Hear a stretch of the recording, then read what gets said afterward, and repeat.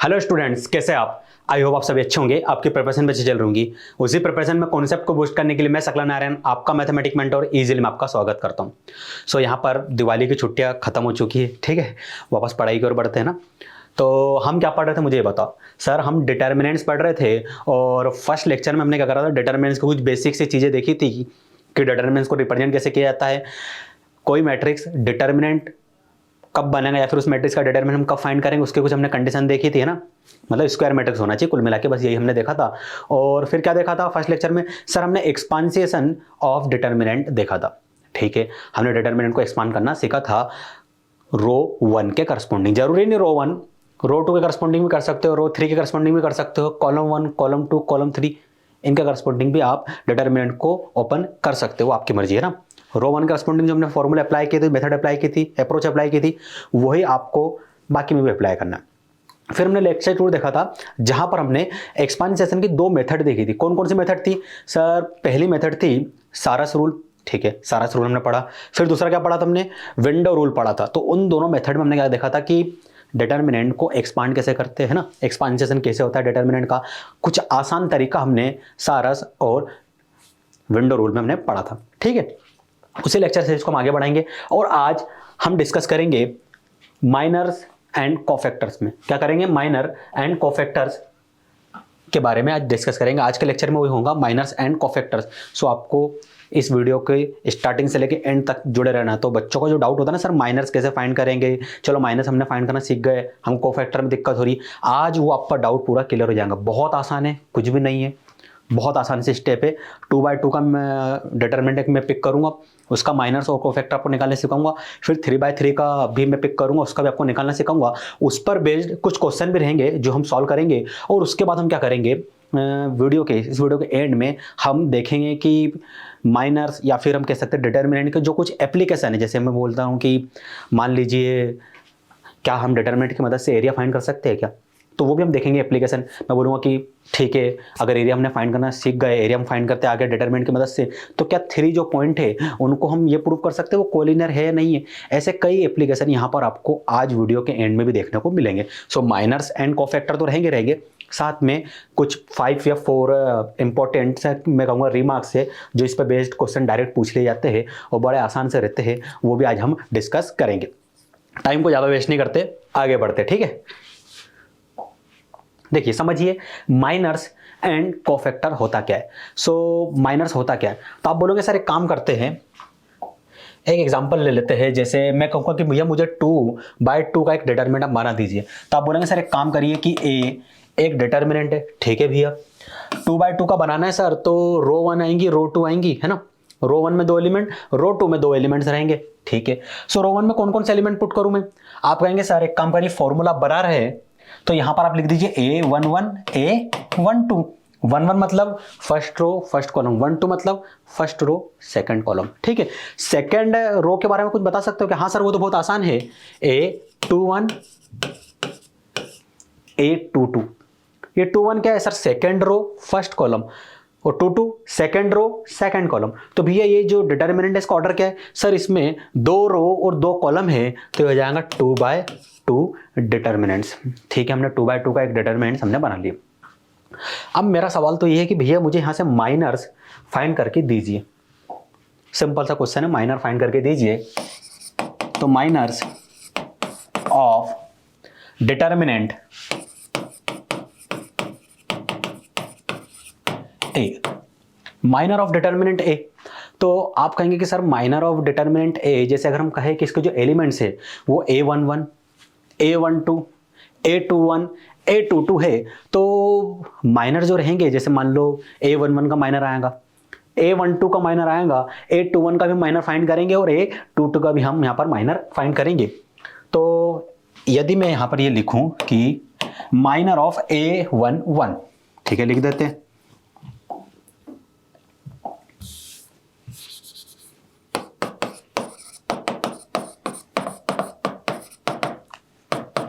Minor of A11, तो ठीक है, मैंने इतना तो लिख दिया। इसके आगे क्या करेंगे? तो देखो इसके आगे जो मेथड है वो मैं बताने वाला हूँ, अप्रोच है जो बताऊंगा कैसे फाइंड करते हैं ना। पूरा ध्यान प्लीज बोर्ड पे रखना है। ईच एलिमेंट का माइनर फाइंड करने वाले हैं। सबसे पहले वाले का मैं माइनर फाइंड करना सिखाऊंगा, उसी मेथड से बाकी सारे माइनर भी हम फाइंड करेंगे। तो प्लीज बोर्ड पे ध्यान रखें। और सेम मेथड फिर हम दोहराएंगे 3/3 के डिटर्मिनेंट का फॉर्मूला बनाने के लिए स्टेप। ठीक है ना? तो यहां ध्यान दीजिए, माइनर कैसे निकालूंगा? आप कहेंगे सर A11 का माइनर फाइंड करना है। हाँ, तो A11 कहां है? मैं बोलूंगा भैया यहां पर A11। आप कहेंगे सर इसकी रो को, इसके कॉलम को डिलीट कर दो। ठीक है भैया, मैंने कर दिया। क्या बचा? A22। सर इसको डिटर्मिनेंट के साथ लिखो, A22 को डिटर्मिनेंट के फॉर्म में लिखो। ठीक है भैया, लिख देते हैं A22। अब ये क्या है? 1/1 का डिटर्मिनेंट है, और 1/1 का डिटर्मिनेंट को मैं डायरेक्ट लिख सकता हूं ना? हाँ सर लिख सकते हैं। तो ये तो सर A22 मिल गया हमें। मिला कि नहीं मिला? A22। क्या सर यही अप्रोच बाकी के एलिमेंट्स का माइनर फाइंड करने में करनी पड़ेगी क्या? जैसे A12 का माइनर फाइंड करना है, मैं बोलूंगा हाँ बिल्कुल करनी है। तो ठीक है, उसमें भी वाली अप्रोच अप्लाई करके देखते हैं सर।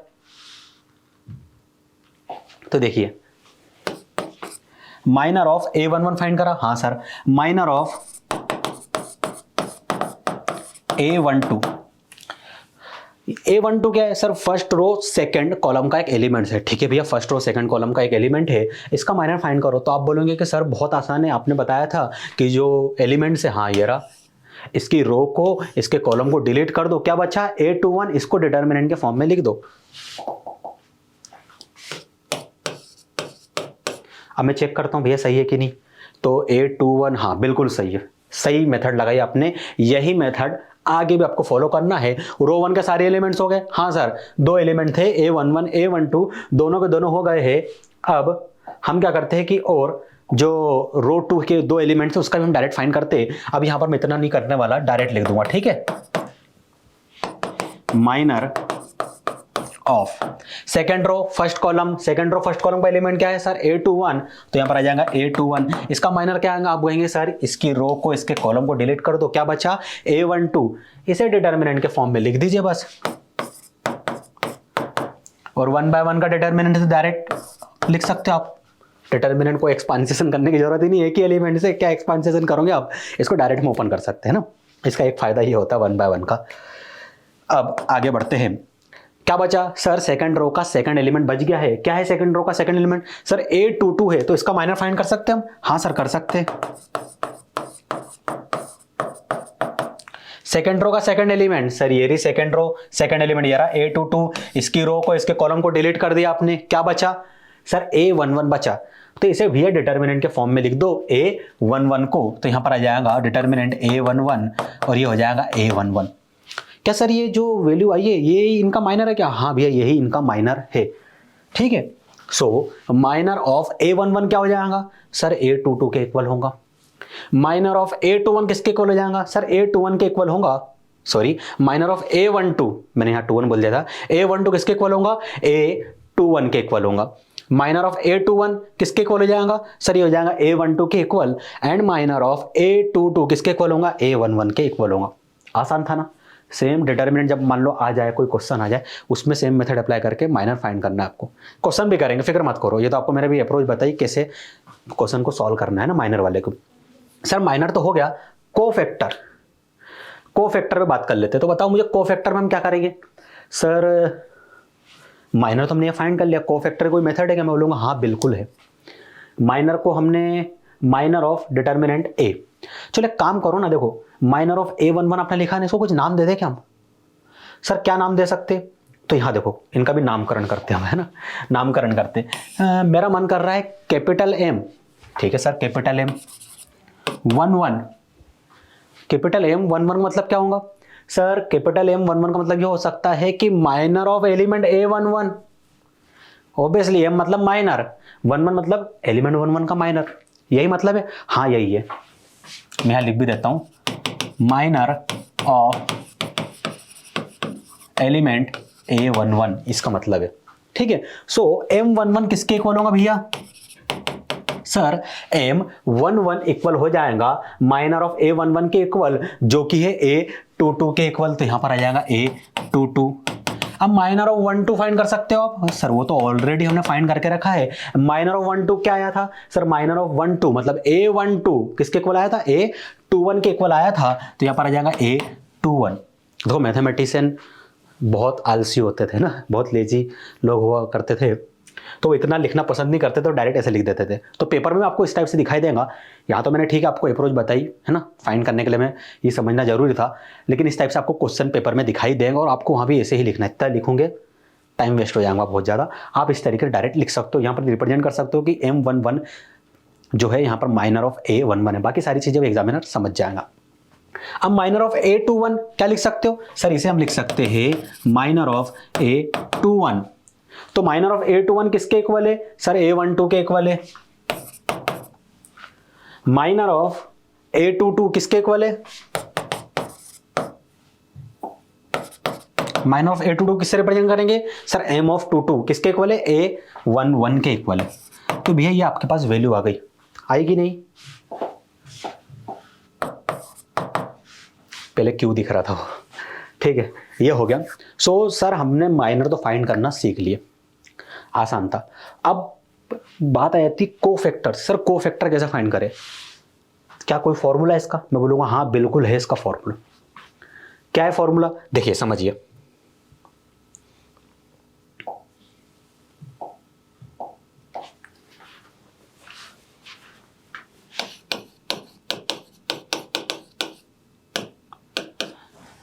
कोफैक्टर किसके इक्वल होता है सर?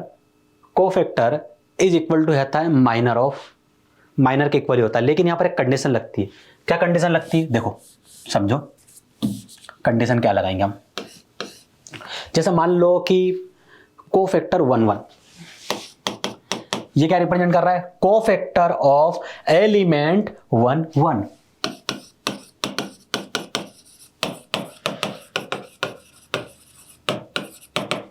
ठीक है, A11 एलिमेंट्स का हम कोफैक्टर फाइंड करेंगे भैया। यहां पर आया समझ में? अब सर यदि हम C11 की वैल्यू आपसे पूछ ले तो ये क्या होंगी? कुछ नहीं, बहुत आसान होंगी। यहां पर एक फॉर्मूला है, उसे याद रखना है आपको। C of ij is equal to होता है -1 power i plus J m of ij। ठीक है, ये होता है फॉर्मूला। अब देखो ij की जगह मैंने क्या लिखा है? 1 1 लिखा कि नहीं लिखा? हाँ सर। तो राइट हैंड साइड में जाएंगे तो क्या मिला? -1। ठीक है सर, -1। i और j की वैल्यू क्या है? 1 1। i और j की वैल्यू पुट कर दो 1, तो यहां पर आ जाएगा सर 1 + 1 माइनर ऑफ ij, तो यहां पर आ जाएगा माइनर ऑफ ij। तो ij की वैल्यू किसके इक्वल है सर? 1 1 के इक्वल है, तो यहां पर ij की जगह आ जाएगा 1 1। बस इतना फॉर्मूला बन गया आपका। आप बोलेंगे कि सर C11 और कुछ नहीं, -1 पावर 2 किसके इक्वल हो जाएगा सर? ये हो जाएगा -1 पावर 2 इक्वल हो जाएगा 1 1 इंटू M11, मतलब M11 ही मिलने वाला है आपको। अब M11 क्या है सर? M11 तो अभी हमने फाइंड किया था। M11 ये रहा सर, A22 के इक्वल है। क्या पर A22 पुट करेंगे? हाँ बिल्कुल करिए पुट। तो भैया कोफैक्टर ऑफ एलिमेंट 1 1 आपको मिल गया। मुबारक हो, एक कोफैक्टर आपने फाइंड कर लिया। क्या सर सेम मेथड बाकी कोफैक्टर फाइंड करने में अप्लाई करनी है? हाँ बिल्कुल भैया, यही मेथड आपको भी अप्लाई करनी है बाकी के में भी। तो अगले फाइंड कर सकते हो? हाँ सर, अगला तो हम फाइंड कर सकते हैं। कोफैक्टर फाइंड करना है C12 मतलब एलिमेंट 1 2 मतलब फर्स्ट रो सेकंड एलिमेंट। क्या होगा भैया? तो आप बोलोगे सर इस फॉर्मूले में यदि वैल्यू पुट करें तो हो जाएगा -1 power 1 + 2 m of 1 2 C12 is equal to -1 power 3 मतलब -1 की पावर ओड है, तो क्या मिलेगा? -1 मिलेगा। तो यहाँ पर आ जाएगा -1 इंटू M12 कहीं देखा हुआ लग रहा है क्या? हाँ सर, ये तो हमने फाइंड किया था ना, माइनर ऑफ 1 2 A21 के इक्वल है। पुट कर दो।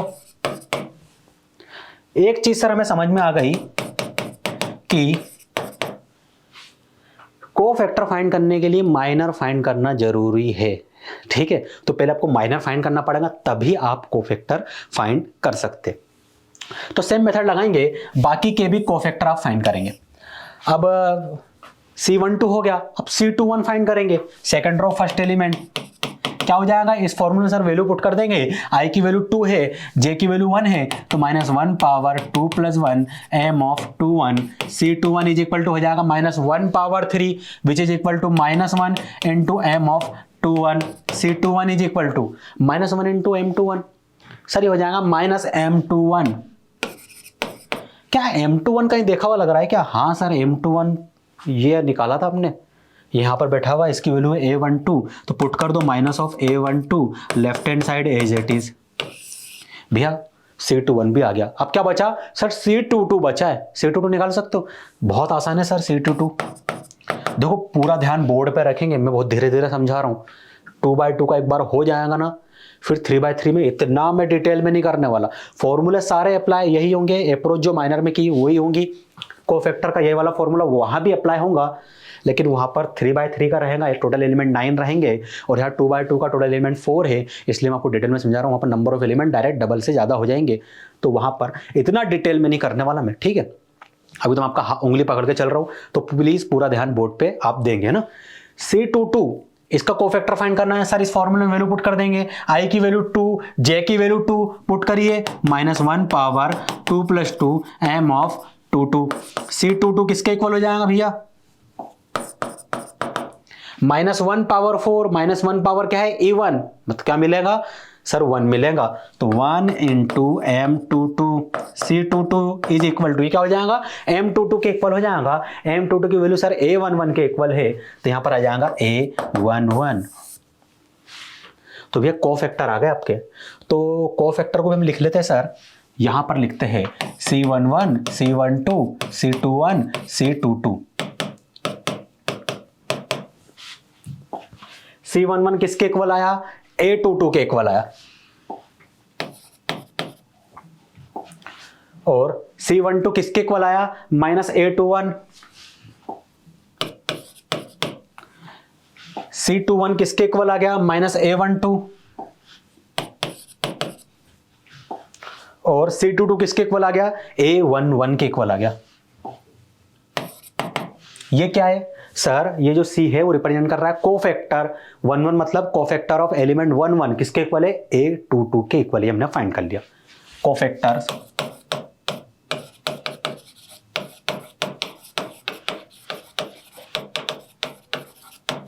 डिटर्मिनेंट A के कोफैक्टर, ये कोफैक्टर हो गए। अब बात कर लेते हैं भैया माइनर की, है ना। माइनर भी निकाला था ना हमने,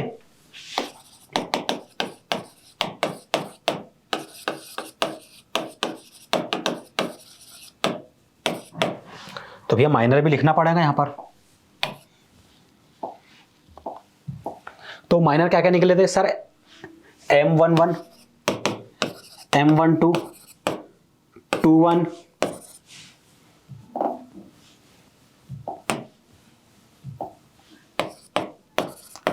22। सो M11 की वैल्यू क्या आई थी भैया? सर M11 की वैल्यू आई थी A22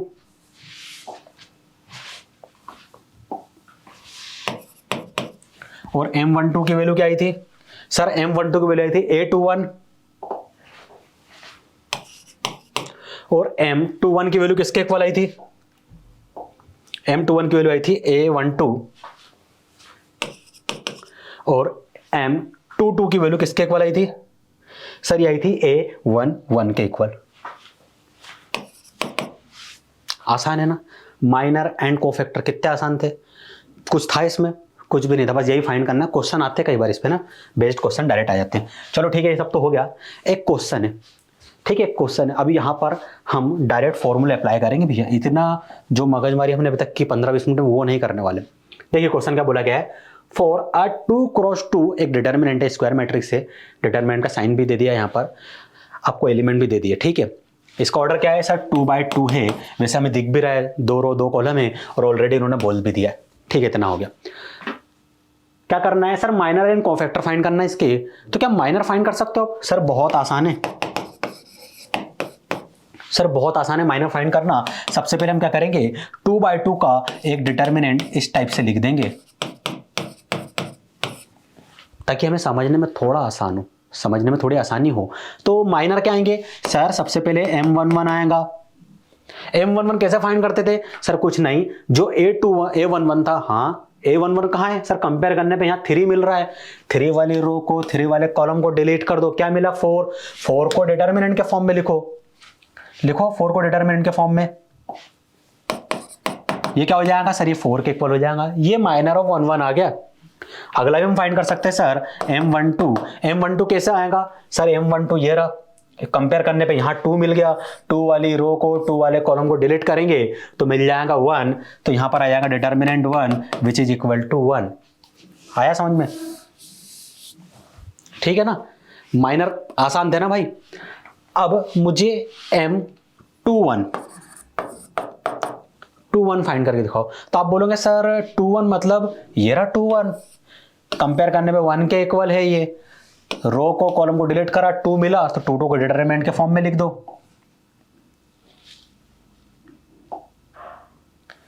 टू को आप डिटरमिनेंट के फॉर्म में लिखेंगे तो ये हो गया 2। अब मैं बोलूंगा कि भैया मुझे माइनर ऑफ 2 फाइंड करके दो, तो आप कहेंगे सर बहुत आसान है, A22 की कंपेयर करने में 4 मिल गया, 4 वाली रो को 4 वाले कॉलम को डिलीट करेंगे, मिल जाएगा 3, determinant of 3 is equal to 3। Sir ये तो माइनर मिल गए, कोफैक्टर फाइंड कर सकते हो? हाँ सर कोफैक्टर तो और भी ज्यादा आसान है, ये माइनर थे ना। अब हम फाइंड करेंगे कोफैक्टर। कोफैक्टर का कुछ फॉर्मूला बताया था क्या मैंने? हाँ सर आपने कोफैक्टर का फॉर्मूला बताया था, C of ij is equal to -1 power i plus j m of ij, ये फॉर्मूला है, इसे अप्लाई करो, एक एक स्टेप में, एक एक लाइन में आपका आंसर आ जाएगा। चलो करके देखते, इतना किया है तो भाई ये भी करके देख लेते। सो कोफैक्टर ऑफ आई जे की जगह क्या पुट करोगे सर? 1 1 पुट करेंगे तो राइट हैंड साइड में क्या हो जाएगा? -1 power 1 plus 1 m of 1 1। C11 किसके इक्वल हो जाएगा? -1 पावर 2, क्या मिलेगा? 1 1 इंटू M11 किसके इक्वल हो जाएगा? M11 के इक्वल हो जाएगा। C11 किसके इक्वल है सर? M11 के इक्वल है। M11 की वैल्यू पता है आपको? हाँ सर पता है, ये रही 4, पुट कर दीजिए 4, तो कोफैक्टर ऑफ 1 1 आपको मिल गया। कोफैक्टर ऑफ 1 2 फाइंड कर सकते हो? हाँ सर फाइंड कर सकते हैं, इस फॉर्मूले में वैल्यू पुट कर दीजिए, i की वैल्यू 1, j की वैल्यू 2 है, तो -1 पावर 1 प्लस 2 m ऑफ 1 2, तो हो जाएगा C12 is equal to -1 power 3 m12। C12 -1 power क्या है सर? ऑड है, ऑड है तो क्या होगा सर? ऑड है तो ये मिल जाएगा -1 इंटू M12 C12। M12 की वैल्यू पता है? हाँ सर पता है, M12 की वैल्यू है 1 यहाँ पुट कर देंगे, 1 इंटू -1 क्या मिलेगा? -1, तो भैया C12 भी आपने फाइंड कर दिया। अब सर हम कोफैक्टर फाइंड करेंगे C21 है ना, फॉर्मूला में वैल्यू पुट करो, i की वैल्यू 2, j की वैल्यू 1 है, पुट करिए, तो सर ये हो जाएगा -1 power 2 plus 1 M21। C21 is equal to -1 power 3 M21। -1 power 3 मतलब सर -1 की पावर ऑड है तो हमें मिल जाएगा -1, ठीक है भी यहाँ पर -1 मिल जाएगा, लिख देता हूं मैं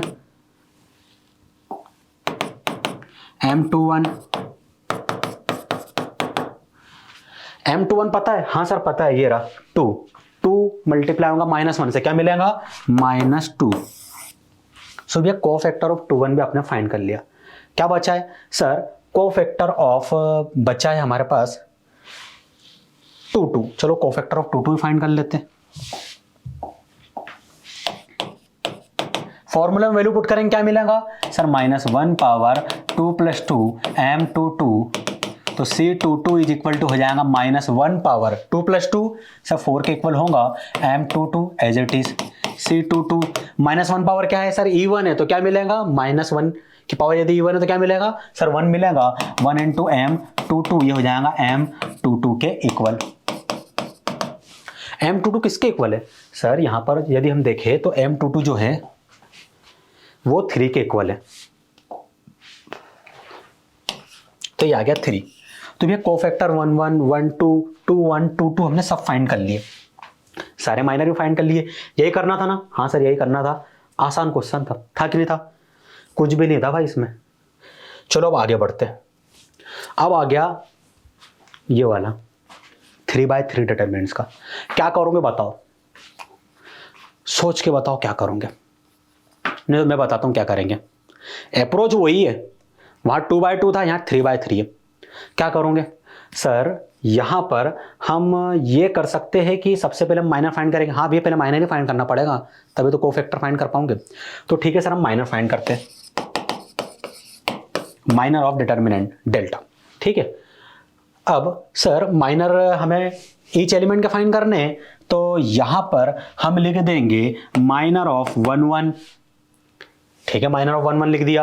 M11 मतलब A11 का माइनर फाइंड करना। A11 कहां है सर, ये रहा। इस रो को, इस कॉलम को डिलीट करा, क्या बचा सर, ये बचा। इसे डिटर्मिनेंट के फॉर्म में लिखो भैया।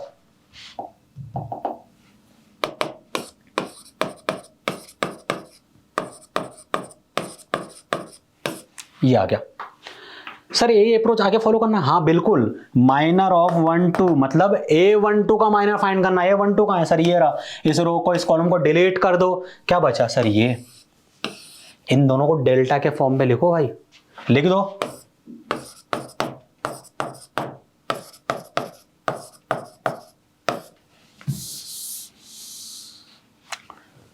अब आगे क्या करेंगे सर, M13 फाइंड करेंगे। ये क्या होगा, A13 का माइनर। A13 कहां है सर, ये रहा। इस रो को, कॉलम को डिलीट करो, इसे उठा के यहां पेस्ट कर दो, बस यही करते जाना है आपको, यही करना है, आगे भी यही करना है। इस तरीके से आपको सारे के सारे माइनर फाइंड करना है।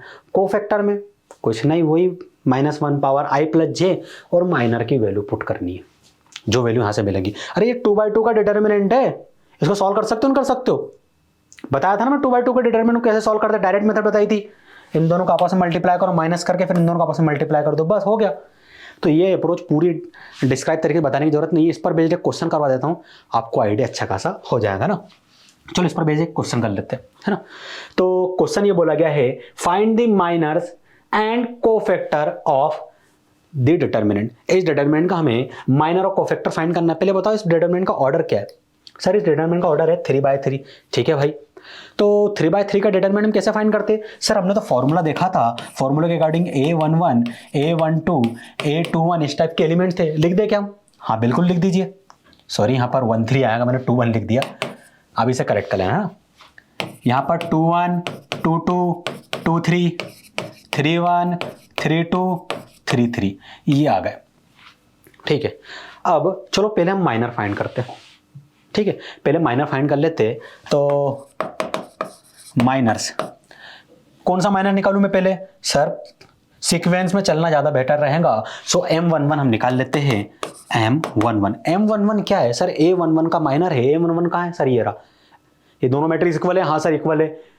यहां इसके करस्पॉन्डिंग एलिमेंट कौन सा है सर, इसके करस्पॉन्डिंग एलिमेंट 2 है। 2 वाली रो को, 2 वाले कॉलम को डिलीट कर दो सर, क्या बचा ये, इसको उठा के यहां लिखो।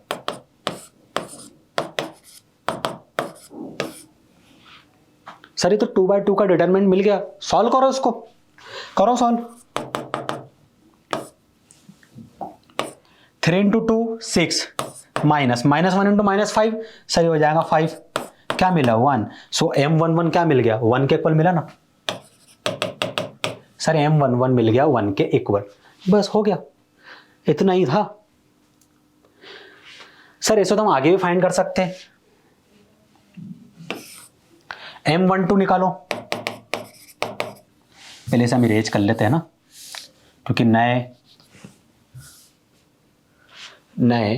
अप्रोच के लिए नए यहां पर समीकरण बनने वाले। सो M12 मतलब सर A12 का हमें माइनर फाइंड करना है। A12 ये रहा, इसका करस्पॉन्डिंग एलिमेंट 3 ये रहा। 3 की रो को, 3 के कॉलम को डिलीट करेंगे, जो एलिमेंट बचे उसे सर डिटरमिनेंट के फॉर्म में लिख दीजिए। ठीक है, लिख देते हैं हम।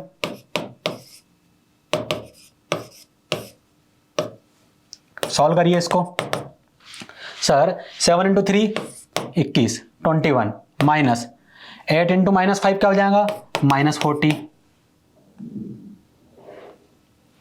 तो ये हो जाएगा 21 + 40 विच इज इक्वल टू 61। M12 किसके इक्वल आ गया, 61। सर ये 61 के इक्वल आ गया, है ना। चलो आगे बढ़ते, माइनर ऑफ 1 3 फाइंड करते। किसके इक्वल आ जाएगा minor of 1 3 sir. Minor of 1 3 मतलब ये वाला एलिमेंट्स इसका करस्पॉन्डिंग एलिमेंट है 4, 4 रो 4 कॉलम दोनों को डिलीट कर दो, 4 वाली रो को 4 वाली कॉलम को डिलीट करा, क्या बचा 7 2 8 -1। इसे डिटर्मिनेंट के फॉर्म में लिख दो 7 2 8 -1। ये हो जाएगा -7 -16 -23 सो M13 किसके इक्वल आ गया, -23 के इक्वल आ गया है ना। चलो ठीक है, ये वैल्यू को यहां लिख लेते हैं।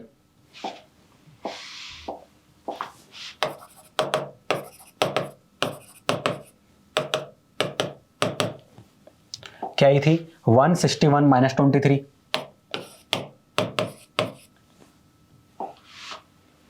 ठीक है, ये वैल्यू आ गई। अब क्या करना है सर, माइनर ऑफ 2 1 भी फाइंड करना है। देखो जो कुछ मेहनत है ना वो माइनर में ही है, उसके बाद कोफैक्टर में तो बहुत आसान है, प्लस माइनस का पूरा खेल है और कुछ भी नहीं है बस, और माइनर की वैल्यू पुट करनी है। जो मेहनत लगानी है आपको यहीं लगानी है। सो माइनर ऑफ 8 2 1 फाइंड करते हैं।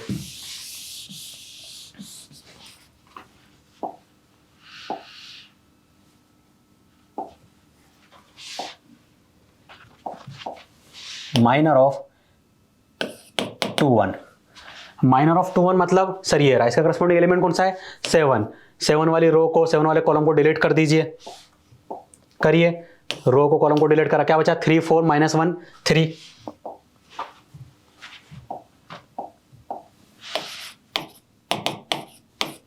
3 4 -1 3, एक बार चेक कर लीजिए 3 4 -1 3। हाँ, क्योंकि क्या होता है कि हमारी एक गलती की वजह से पूरा क्वेश्चन गलत हो जाएगा अगर हमने कुछ गलत डिजिट लिख दी तो 3 इंटू 3 कितना हो जाएगा 9 -1 इंटू 4 सर ये -4 हो जाएगा। M21 इज इक्वल टू हो जाएगा 9 + 4, M21 इज इक्वल टू हो जाएगा 13।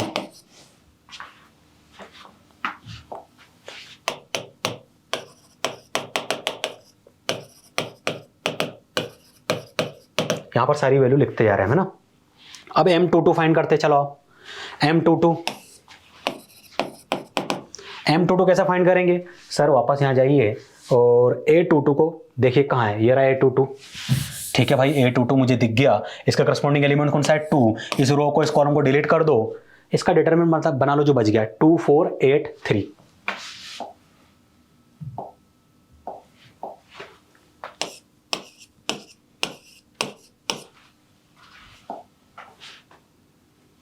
ठीक है, इसको सॉल्व करिए, क्या मिलेगा आपको sir, minor of 2 2 is equal to हो जाएगा 6 -32, क्या मिलेगा आपको सर -26।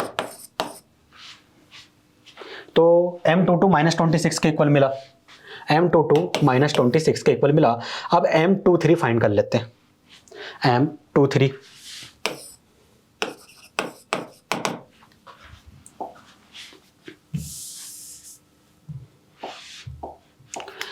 M23 फाइंड करना है। हाँ सर, तो A23 कहाँ है सर, ये रहा, इसका करस्पॉन्डिंग एलिमेंट कौन सा है सर -5, इसकी रो को इसके कॉलम को डिलीट कर दो, क्या बचा 2 3 8 -1, 2 3 8 -1।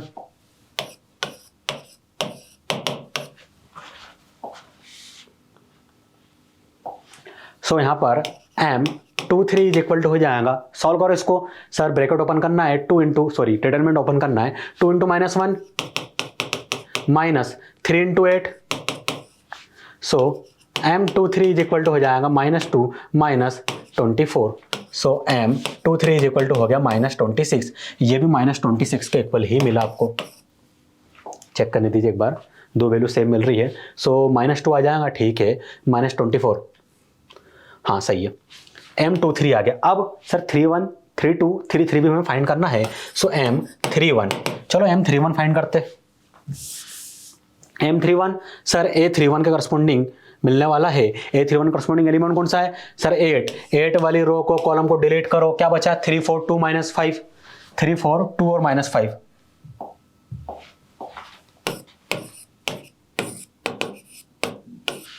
ठीक है, ये पुट कर दिया।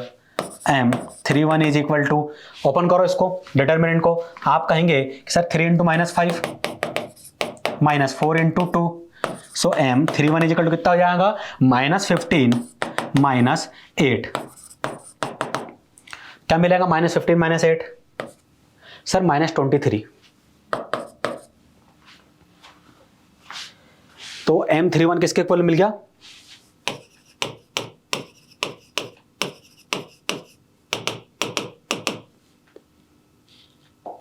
-23। देखो एक एक स्टेप आपके लिए मैं कर रहा हूं, है ना, पूरा ध्यान बोर्ड पर रखना है आपको, है ना, और जो भी डाउट रहे प्लीज कमेंट सेक्शन आपसे पूछेंगे, इतना कोई आपको डिटेल में सॉल्व नहीं करवाने वाला। सो M32 फाइंड करने वाले हम। सो M32 किसका करस्पॉन्डिंग फाइंड होगा? सर एलिमेंट 32 ये रहा, इसका करस्पॉन्डिंग एलिमेंट कौन सा? -1 वाली रो को, -1 वाले कॉलम को डिलीट कर दो, क्या बचा? 2 7 4 -5, 2 7 4 -5,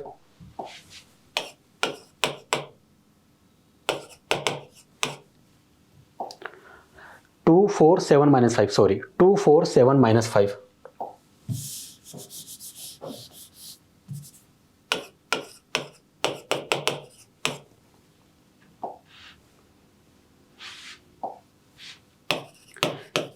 डिटरमिनेंट ओपन करो, क्या मिलेगा? 2 × -5 -7 × 4 M32 is equal to -10 -28। Sir ये हो जाएगा -38 के इक्वल। तो 32 किसके इक्वल मिला? -38। अब लास्ट बचा है M33। देखो मेहनत अपने रंग ला रही है, अपन पहुंच रहे क्वेश्चन के आंसर के करीब, है ना, क्योंकि अब कोफैक्टर फाइंड करना, माइनर तो लगभग फाइंड हो ही गया, कोफैक्टर और आसान है भाई, वही प्लस माइनस वाला खेल है ना। M33 तो भाई लास्ट बच्चा है, जो मेहनत थी माइनर में ही थी भाई। आप बोलेंगे सर A33 के करस्पॉन्डिंग ये माइनर निकलने वाला है, A33 कहाँ है? सर ये रहा, इसका करस्पॉन्डिंग एलिमेंट 3 रो को, 3 वाली कॉलम को डिलीट कर दो, क्या बचा? 2 3 7 2।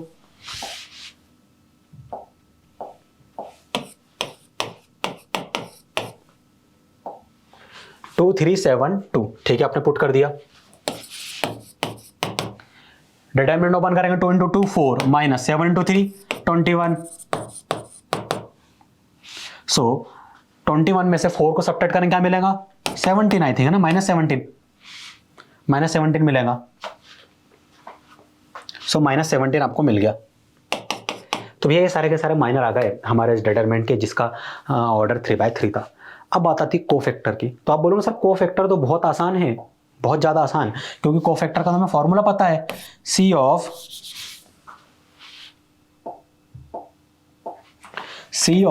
ij इज इक्वल टू होता है -1 power i plus j m of ij। ये फॉर्मूला हमें पता है, तो इससे तो हम कोफैक्टर फाइंड कर लेंगे बड़ी आसानी से। निकाल सकते हो क्या? हाँ सर निकाल सकते हैं। सबसे पहले C11 निकालेंगे, फिर C12 निकालेंगे, C13 निकाल लेंगे। चलो पहले ये निकाल लेते हैं, क्या आएगा? Sir -1 power 1 + 1। देखो यहाँ पर ij था, पावर में इन दोनों को ऐड कर दिया, वैसे यहाँ पर 1 1 है तो पावर में 1 1 ऐड कर दिया। सेम यहाँ पर कर दो, इन दोनों को ऐड कर दो, सेम यहाँ पर।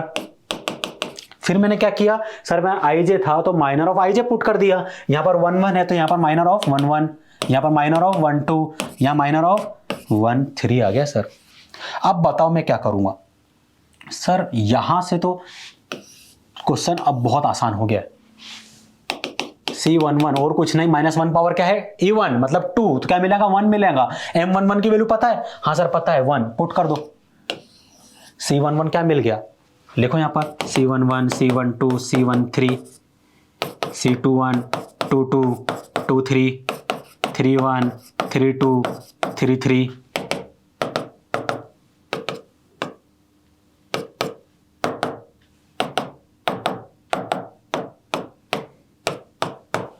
सो कोफैक्टर 1 1 क्या मिला? सर 1 मिल गया। -1 पावर क्या है? सर 3, -1 पावर क्या है? ऑड, तो क्या मिलेगा? -1 × M12। M12 की वैल्यू क्या है? सर M12 की वैल्यू है 61। 61 को माइनस से मल्टीप्लाई करेंगे तो -61। ये C12 की वैल्यू आ गई -61। आसान था? हाँ। C13 -1 पावर 1 + 3 क्या हो जाएगा? 4। तो -1 पावर क्या है? E1 है। E1 मतलब सर E1 है तो 1 मिल जाएगा, 1 मल्टीप्लाई होगा M13 से, तो यहाँ पर आ जाएगा M13। M13 की वैल्यू क्या है? सर -23 पुट कर दो। किसकी वैल्यू आ गई है? सर C13 की वैल्यू आ गई -23 के इक्वल। भैया ये लो, ये 3 कोफैक्टर आ गए। सेम मेथड बाकी कोफैक्टर फाइंड करना है। तो सर बाकी कोफैक्टर तो इसी मेथड से अगर हम फाइंड करें तो सी 2 1 2 2 2 3, ठीक है। देखो फॉर्मूला माइंड में याद रखना, बार बार लिखना नहीं है। क्या करेंगे यहाँ पर सर, -1 पावर 2 + 1, यहाँ पर -1 पावर 2 + 2 और यहाँ पर -1 पावर 2 + 3, ये कर दिया। आई था तो एम ऑफ आई से मल्टीप्लाई करा, 1 2 है तो सॉरी 2 1 है तो 2 1 से मल्टीप्लाई करेंगे, माइनर 2 2 से मल्टीप्लाई करेंगे, माइनर 2 3 से मल्टीप्लाई कर देंगे। बस अब इसको सॉल्व करो भाई, और कुछ नहीं बचा। सेम 3 1 3 2 3 3 के लिए अप्लाई करेंगे। C 2 1 इज इक्वल टू कितना हो जाएगा, -1 पावर 3, और है तो क्या मिलेगा minus M21, so minus M21 की वैल्यू किसके इक्वल है सर, ये 13 के इक्वल, तो -13 आ गया, -13 -13 आ गया। 2 2 की देखिए, -1 पावर क्या है 4, -1 पावर इवन है तो क्या मिलेगा 1 1, मल्टीप्लाई कर दीजिए 2 2 से। M22 की वैल्यू क्या है सर, M22 की वैल्यू है -26, पुट कर दो -26, आसान था ना। यहां पर -1 पावर 5 ऑड है तो क्या मिलेगा -1 इंटू M23 C22 सॉरी 23 है तो -1 इंटू M23 की वैल्यू क्या है सर, ये -26, ब्रैकेट ओपन करेंगे 26, यहां पर आ गया 26। अब ऐसे भैया आगे वाले की भी आप फाइंड करोगे, मैं वो होमवर्क नहीं दे सकता आपको, क्योंकि इतना किया है तो वो भी मैं करूंगा ना, और मुझे आप लोगों को भरोसा नहीं है, आप लोग इसके बाद सॉल्व नहीं करने वाले। तो ठीक है, अब कोफैक्टर 3 1 फाइंड कर लेते हैं, कोफैक्टर 3 2, कोफैक्टर 3 3। क्या करेंगे सर, -1 पावर 3 + 1, -1 पावर 3 + 2, -1 पावर 3 + 3, और यहां पर minor of 3 1, minor of 3 2, minor of 3 3 कर लिया हमने।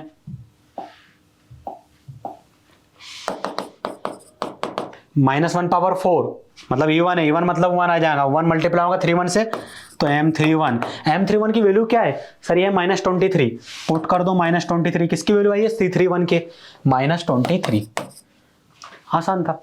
अगला करिए, -1 पावर 5, -1 पावर ऑड है तो क्या मिलेगा -1 इंटू M32 कहाँ है, ये रहा -38 मल्टीप्लाई होगा -1 से तो 38 हो जाएगा, ये आ गया।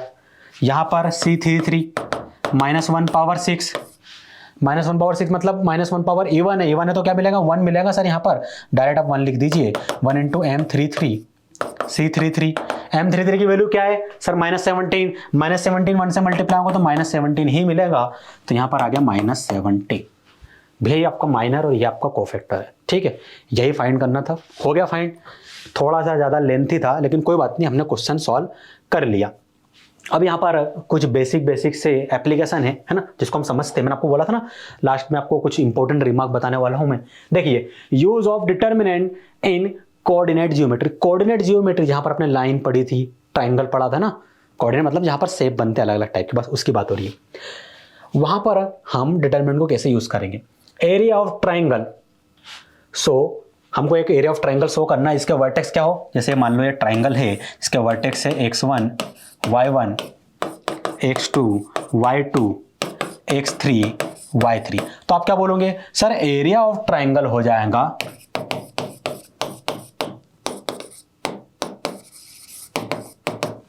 Half determinant x1 y1 x2 y2 x3 y3, सबको लिख दो यहाँ पर, x1 y1 x2 y2 x3 y3 और यहाँ पर 1 1 1, बस इसको सॉल्व कर लेना, आंसर आ जाएगा, इतना ही करना था। तो ये पहला एप्लीकेशन हो गया। 3 यदि वर्टेक्स गिवन हो सर्कल, सॉरी वर्टेक्स आपके पास हो ट्राइंगल के, तो डायरेक्ट आप इस फॉर्मूले की मदद से एरिया फाइंड कर सकते हैं। आगे बढ़ते हैं, if point x1 y1 x2 y2 and x3 y3 are collinear. Sir ये कोलिनियर क्या होता है, तो समझिए, एक लाइन है ना, और क्या हो रहा है कि जो तीनों पॉइंट है वो इसी लाइन पे लाई कर रहे हैं। पहला पॉइंट है x1 y1 x2 y2 x3 y3, ये आ गया, ये कॉमा है ना,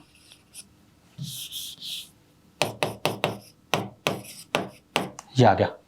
अब मुझे बताओ कि कैसे प्रूफ करूं। तो आप बोलोगे सर इसके जस्ट पहले वाला एक एप्लीकेशन हमने पढ़ा था जिसमें 3 वर्टेक्स थे, जैसे ट्रायंगल बन रहा था, तो वहां तो हमने ये वाला फॉर्मूला लगा दिया। ठीक है भाई, अब मुझे एक बात बताओ, देखो पूरा ध्यान रखना बोर्ड पे क्या कर रहा हूं मैंने क्या किया कि ये जो वर्टेक्स था ये वाला, इसको सब खोला, यहाँ रख दिया, तो एक पॉइंट यहाँ, एक पॉइंट यहाँ, और यहाँ पर आ गया तीसरा पॉइंट, आ गया ना, तीनों पॉइंट एक ही लाइन में आ गए।